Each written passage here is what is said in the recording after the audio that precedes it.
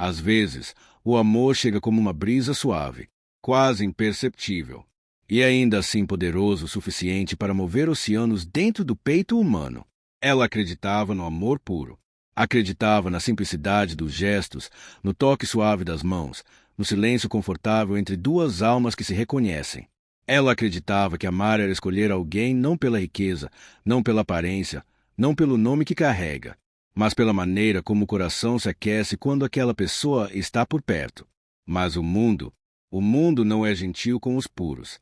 O mundo é duro, afiado, calculado, e é aqueles que nunca precisaram lutar, aqueles que nasceram rodeados de luxo, poder, dinheiro, influência. Costumam enxergar a humildade como fraqueza e a bondade como ingenuidade. Ela se casou com um homem que carregava no olhar a promessa de abrigo. Ele disse que a amava pela alma dela. E ela acreditou. Porque amar é, antes de tudo, um ato de fé. Mas havia algo que ninguém contou. Havia um segredo enterrado atrás de portas fechadas. Um segredo feito de mármore, ouro e orgulho. Um nome que fazia pessoas abaixarem a cabeça e obedecerem sem questionar. Ela se casou sem saber, sem imaginar, sem desconfiar que sua sogra era bilionária e que naquele mundo amor não era suficiente. Ali valia aparência, sangue, herança, reputação. Ali, quem entrava sem ser convidado era esmagado. Mas o destino, o destino tem uma maneira bela e cruel de revelar quem realmente somos. A vida não premia os mais ricos, nem os mais poderosos. A vida recompensa aqueles que não desistem de ser bons, mesmo quando o mundo tenta destruí-los. E essa é a história de uma mulher simples, que enfrentou o império do orgulho, com nada além da força do próprio coração. Lívia vivia a vida de forma simples, mas não pequena. Acordava antes do sol. Lavava o rosto com a água gelada da pia antiga do banheiro. Prendia o cabelo de qualquer jeito, porque não tinha tempo para vaidade. E saía de casa com o coração leve, mesmo quando o cansaço apertava. O café onde trabalhava não era grande. As mesas eram de madeira gasta. O sino na porta tocava sempre que alguém entrava. E havia cheiro de café fresco que parecia abraçar o peito de quem chegava.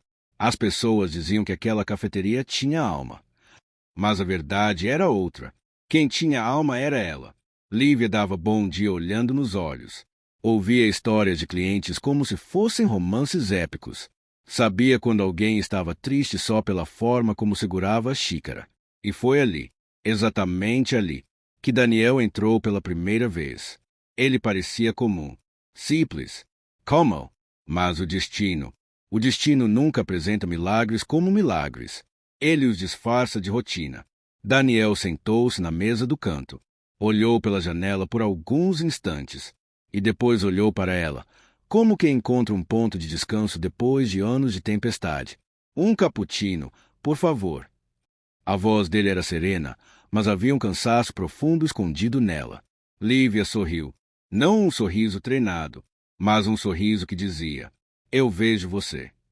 E nesse instante, sem que nenhum dos dois percebesse, algo começou. Não foi paixão, não foi desejo, foi reconhecimento, como se duas almas que caminharam longe demais finalmente tivessem se encontrado. Com o tempo, ele passou a voltar, todos os dias, à mesma hora, mesmo pedido. Mas o que mudava era o jeito que os dois se olhavam. O amor não começou com palavras, começou com silêncio, com presença, com paz. E quando o amor traz paz, é porque é verdadeiro. O casamento foi simples, delicado, honesto, do tipo que não precisa impressionar ninguém. Mas a ausência estava lá. Clara, Posada, a mãe de Daniel, não apareceu. Lívia sentiu, mas não pressionou, porque amor de verdade dá espaço. Eles começaram a vida juntos em um apartamento pequeno, mais alegre, mais vivo, mas cheio de risadas e sonhos falados baixinho antes de dormir. Até que 3 batidas na porta. Secas, definitivas. Lívia abriu, e o mundo mudou. Helena Vasconcelos não precisava falar para ser notada. Sua presença enchia o ambiente como um perfume caro, invasivo, inevitável, sufocante. Ela olhou a casa, all ruas paredes, olhou o chão, e por fim, olhou Lívia, não como se estivesse vendo uma pessoa, mas como se estivesse avaliando uma peça barata numa vitrine de luxo. Então, é você. Ela disse. Não havia pergunta ali. Havia julgamento. Daniel tentou falar, mas Helena ergueu a mão, como quem cala quem já está acostumado a obedecer. Meu filho nasceu para viver acima disso. Isso. A vida que eles tinham. O lar que construíram. O amor que criaram. Reduzido a uma palavra. Lívia sentiu algo dentro dela estremecer. Não era medo. Era pressentimento. Porque algumas guerras começam sem que ninguém precise declarar. A noite estava silenciosa, mas dentro de Ana, um turbilhão de perguntas girava como ventania. Ela havia se casado por amor, um amor puro, simples, construído aos poucos com Miguel. Mas agora, diante daquela mansão gigantesca, com paredes altas e lustres que brilhavam como estrelas presas no teto, ela sentia o peso de algo inexplicável. Por que ninguém havia dito que a sogra era bilionária? Miguel, com o olhar calmo que sempre tinha, segurou sua mão. Eu juro que não sabia. Ana, eu não cresci com ela. Ela me deixou quando eu ainda era criança. Eu descobri a verdade só depois que casei com você. A voz dele tremia. Não porque mentia, mas porque estava com medo de perder o amor da mulher que lhe deu a primeira sensação real de lar. Mas o que realmente fez o coração de Ana estremecer não foi a riqueza. Foi o olhar da sogra, Dona Helena. Frio, profundo, intenso, o tipo de olhar que não vê uma pessoa, mas uma ameaça. Dona Helena aproximou-se da nora com passos suaves, quase silenciosos, como se estivesse acostumada a ser temida, não ouvida. Então você é a mulher que meu filho escolheu. Ela disse, não com alegria, mas com análise. Ana tentou sorrir. Sim, senhora, tenho muito carinho por ele. E eu? Amor? Dona Helena interrompeu, com uma risada leve, mas cortante. Vamos ver quanto dura. Aquele momento foi a primeira fissura, a primeira rachadura no castelo brilhante que parecia perfeito demais para ser real. Ana apertou a mão de Miguel, e pela primeira vez ele não soube o que dizer. A mansão estava linda, mas o silêncio entre eles estava desmoronando. A mesa do jantar parecia digna de uma realeza perdida. Cristais brilhavam. Pratos tinham detalhes dourados. Cada vela acesa refletia como memórias que Ana jamais viveu. Miguel tentava puxar assunto, mas Dona Helena observava cada palavra, cada gesto, cada respiração da nora.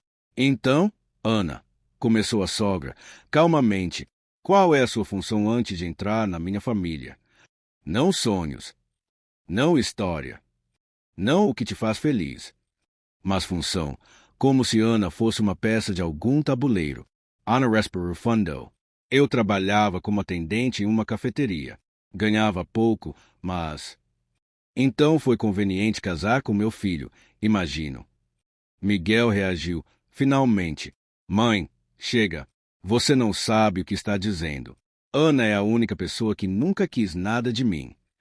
Dona Helena sorriu, mas não era um sorriso de paz.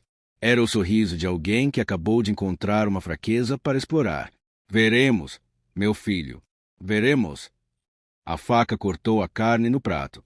Mas parecia que cortava algo dentro de Ana, lentamente. Ela olhou para Miguel. Ele parecia pequeno diante da mãe. Fragilizado. Preso. Ali, Ana percebeu algo. A riqueza não era o problema. O problema era o poder que vinha com ela.